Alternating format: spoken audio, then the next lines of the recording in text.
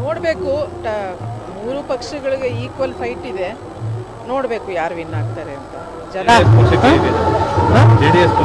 ಚೆನ್ನಾಗಿದೆ. ಮೂರು ಪಕ್ಷದಲ್ಲಿ ಈಕ್ವಲ್ ಫೈಟ್ ಇದೆ, ನಡೀತಾ ಇದೆ. ನೋಡಬೇಕು. 30ನೇ ತಾರೀಕಲ್ಲ, 2ನೇ ತಾರೀಕು ರಿಸಲ್ಟ್. ಈ ಚುನಾವಣೆಯಲ್ಲಿ ಪ್ರಚಾರಕ್ಕಿಂತ ಹೆಚ್ಚಾಗಿ ಕೆಲವೊಂದು ವೈಯಕ್ತಿಕವಾದ ಜಾಸ್ತಿ ಆದ್ವು.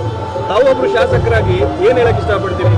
ನೀವು ಕೂಡ ಕೇಳಿದ್ರಿ ಕೆಲವು ಜಮೀನು ವಿಚಾರವಾಗಿ. ಅಲ್ಲ, ನೀವು ಕೇಳಲಿ ಬಿಡ್ಲಿ, ನನಗೆ ವೈಯಕ್ತಿಕವಾಗಿ ಅನ್ಸಿದ್ದು ಈ ರೀತಿ ಒಬ್ಬರ ಬಗ್ಗೆ ವೈಯಕ್ತಿಕವಾಗಿ ಟೀಕೆ ಮಾಡೋದು ಯಾರೇ ಆಗ್ಲಿ ಮಾಡಬಾರ್ದದು, ಸರಿ ಇಲ್ಲ.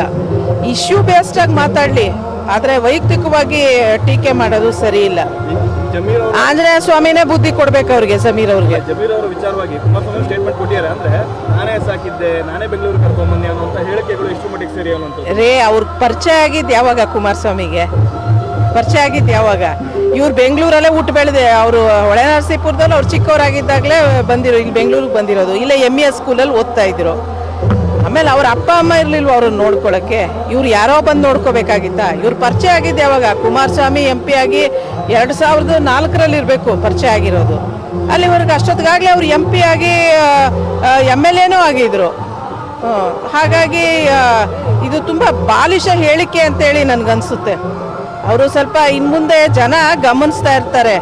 ಅದು ಎಲೆಕ್ಟೆಡ್ ರೆಪ್ರೆಸೆಂಟೇಟಿವ್ಸು ಯಾವ ರೀತಿ ನಡ್ಕೋತೀವಿ ಅನ್ನೋದನ್ನ ಅವ್ರು ಸ್ವಲ್ಪ ಇನ್ಮುಂದೆ ಸ್ವಲ್ಪ ನಾಲ್ಗೆ ಮೇಲೆ ಒಂದು ಕಂಟ್ರೋಲ್ ಇರಲಿ ಅವ್ರಿಗೆ.